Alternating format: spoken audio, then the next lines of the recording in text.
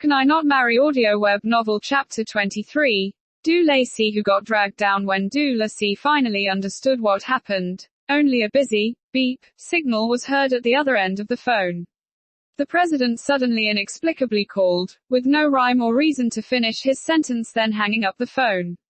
This time, Du Lacey was in a dilemma. Although there's no doubt her current status is Madam President, but when she agreed to the marriage, the president didn't mention she had to do such things as picking him up from the airport, right? Besides, when there's obviously so many luxury cars, it shouldn't be hard to find a driver to drive him back. Why does it have to be her? What made Du Lacey most angry was that the extremely rich president wanted her, the poor woman, to spend her own money traveling to the airport. Too stingy. And being with the president for such a long period of time, Du Lacey gradually discovered more of the president's capitalist side have emerged. As the saying goes, the higher authorities have policies, the localities have their countermeasures. In order not to become an object of a capitalist's exploitation, dead or alive, Du Lacey decided she will use the president's car to pick him up. The old saying goes, wool from the sheep. Although the president is a tiger, however, it's still a woolly animal. Occasionally pulling two strands is no problem.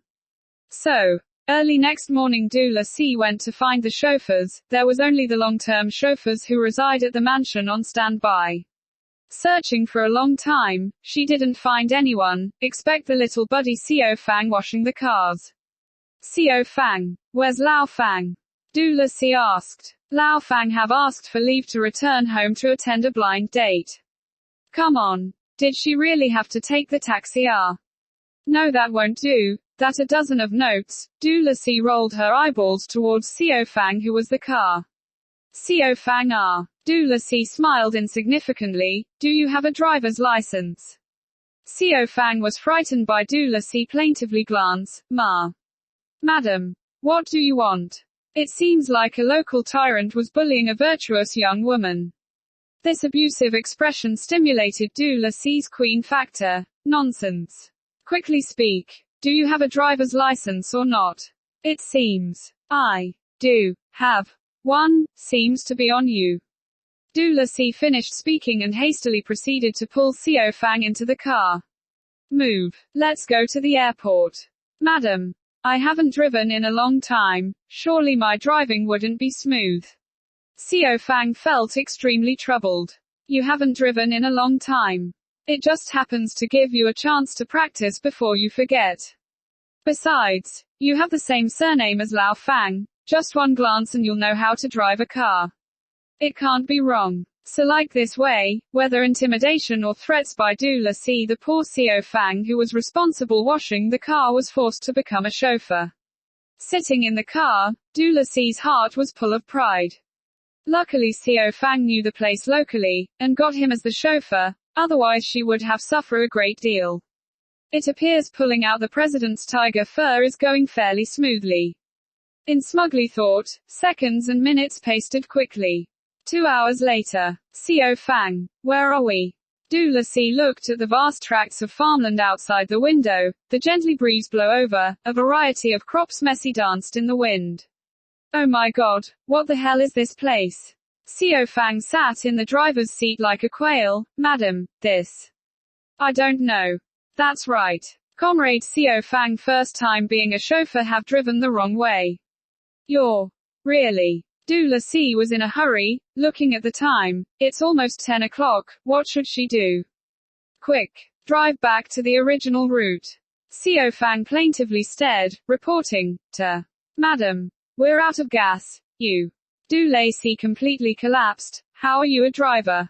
Reporting to Madam. I'm just responsible for washing the cars. Turns out, a tiger's fur cannot be drawn. A big event will happen. Now. Du Lacey can only stay in a car with no gas and idyllic days at Xiao Fang, who sat at the front. At this time, an old farmer happens to pass by, riding on a bicycle with a box of vegetables and a duck on each side of the frame. Du Lacey got off the car in a hurry and asked, Uncle, do you know where's the airport? The old uncle stopped and called out, You asking what fun thing there is to do here? I asked, where is the airport? Du Lacey also called out like the man. Oh. You asking where's the chicken farm? The old uncle was suddenly enlightened, and yelled, well, we don't raise chickens here, however we raise ducks. When he finished speaking, afraid that Du Lacy didn't understand, so he reached out and pointed to his duck in the basket. The duck in the basket stretches out his neck. The duck's eyes and Du Lacy's human eyes stared at each other for a few seconds, when it suddenly quaked twice. Ellipsis ellipsis. This time, Du Lacy was thoroughly embarrassed. At this point, the mobile phone in her handbag suddenly rang. Press the call button. Leanne Junn's displeasure voice came through. Why aren't you here? Du Lacy looked down at the duck, and weakly answered, I went to the wrong place. Where are you now? I do not know. The mobile phone was silent for a few seconds, then Leanne Junn's cold voice came through. Today, you must get to the airport, and if you don't come then figure it out for yourself. Having said that, he hung up the call. President, you're aggressively brutal.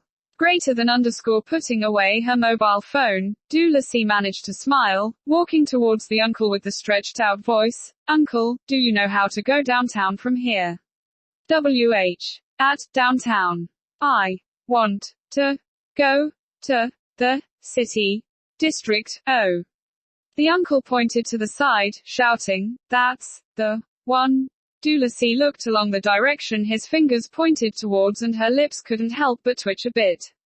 Indeed out of date, out of fashion. Such a villager. Mutilda. Within the cart full of cow, Du Lacy has finally got out of the village that breed duck instead of chickens and then spent $50 to rush to the airport.